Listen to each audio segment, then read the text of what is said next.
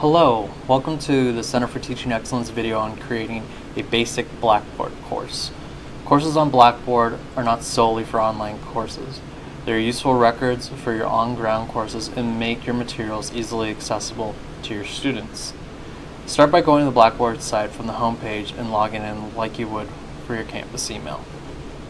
Click on Blackboard, enter your username and your password. Your Blackboard courses are here on the right. It may seem overwhelming to some of y'all if you have courses from 2015, 2016 and such. One thing I recommend is clicking on this gearbox, then going to group by term, and now you can move or even hide previous courses by clicking or unclicking the particular box. By unclicking it and then clicking submit, this course will no longer appear in your My Courses area. I'll go ahead and leave mine. Click submit and your courses should be organized a little bit. Go to a particular course you'd like to work in. I'm going to work in this developmental course. My course has been somewhat done up since I've taught philosophy before, but we'll start here with maybe a course home page. So if you click on that, it just seems like a generic sort of area. Your messages, you can message your students from the course messages section right here. You click on that, create a message, and you can select the students like you would a normal email, put in a subject line and the subject material. If you click on to, you should have a list of students here, and then you can just select them. I'll go ahead and click cancel. Your sent emails would be here, and then if students are responding to you, you'd click on inbox just like you normally would. You can create a message from here as well and respond to students from here. And you can move the place and point by dragging down or dragging up the particular item. So if you wanted announcements to be there, you could do that. So announcements are now there. Click on announcements. You can create an announcement by clicking create announcements. You might want to tell your students about a particular test coming up. And you could put a date restricted if you only wanted to display for a week or so. You could do that. And I always like to click send a copy of this announcement immediately. Usually if I'm making an announcement, it's probably needs to be immediately attended to. You can actually click this browse course link section if you had a particular area that you wanted the students to look at. So maybe you have an exam online perhaps, or a quiz, and you could click submit so that when they go to their announcements and then see the announcement here, they could just simply click here and it would go to that particular assignment. So you could do that. And to create an exam or a quiz, I personally like to use the course tools section. And then from here, go to test surveys and pools. You could create a pool, I prefer. Maybe build a pool to start out. And I'll just make a quick test real quick. I'll label it test 1. Description. You would put in covers chapters 1 through 3 or whatever description you would like. Instructions. Please review these instructions, whatever special instructions you have. If you put a time limit or such, click submit. And now you have to create a question. So an easy question would be a true-false question. You could create a true-false question. I'll just label this one question 1 to be generic. Question text, answer is false. And then you would have your answers, whether you want it to be true or false. So My question is, answer is false, so I'll put it false. And you can change the way that the student sees the question, whether it be vertical or left to right, horizontal. I like to leave it vertical. Correct response feedback. You can put a response if they get the answer correct. Good job.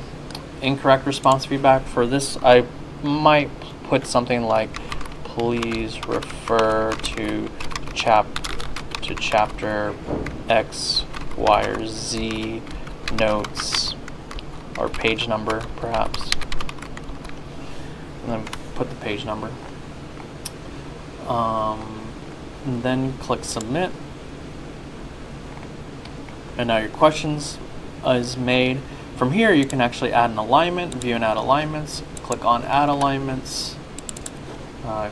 Make sure to go to category. I don't have any categories for this particular class, but you'd click on the particular course. So this is Philosophy 206. I would click on Philosophy 206 right here, and then select the desired outcome or competency for that particular question. So that is useful for getting your alignment material done. We can create another question. Another popular question is probably something like multiple choice. So this is the multiple choice question area. You have to fill it out like you would the previous question. So I'll label this question 2. I'll put this as a question. Should the answer be A? Then select A. So that might be, a way that I'm just showing you how to type in a question. Answering numbering, you might want to leave this just alone. I usually select either uppercase or lowercase letters, just so students understand A, B, C. They can usually get that pretty easily. Answer orientation, vertical or horizontal again, horizontal left to right. Leave mine vertical. You can allow partial credit, so let's say you have multiple answers versus multiple choice. That might be useful. Show answers in random order. I like to always select that. And this kind of ensures that if, let's say, 2 students are sitting together trying to cheat and take the test together, let's say I'm one of the students, my question 1 was probably going to look different than the other person's question 1. Not only, you can actually randomize the order of the questions and randomize the order of the answer selection. So number of answers 4, you could select up to 100 possible multiple choice possibilities. 4 is usually pretty good standard. Answer 1 is the correct answer according to this, but I could select answer 2. You really don't need to mess with that if you already have selected show answers in random order. Just leave the first answer as correct, and the computer is able to record the correct answer. So correct answer, and you can label the other answers any way you'd like. So these would be sort of the diversion answers. Feedback, correct response feedback. Again, you don't have to put anything in here, but you can say good job perhaps, or if they're incorrect response, please see page 1 or 2. And then click submit. And now you have this question as an option. Click on the more options button, view and add alignments, go to make sure system is selected, category. So I'll go ahead and select Allied Health 127. That's not the right course for this particular class, but you get the gist of it. You would see your own courses here, and then you would just select the particular outcomes that match up to the question. Click submit. There they are. If you make a mistake, you can always delete by clicking the red button, and then this will be aligned if you have at least one outcome or competency selected. You can click OK, and now this test 1 we just created is here. You can even add the alignments to the entire test. So that is definitely an option. Make sure system is selected again, category, scroll down to the particular course you want to work in, and I'll just select a random one. Your list, if the goals have been associated, your list will be narrowed down to the particular course subject that you actually teach in. So biology would only see biology, construction would only see construction, welding would only see welding, and such.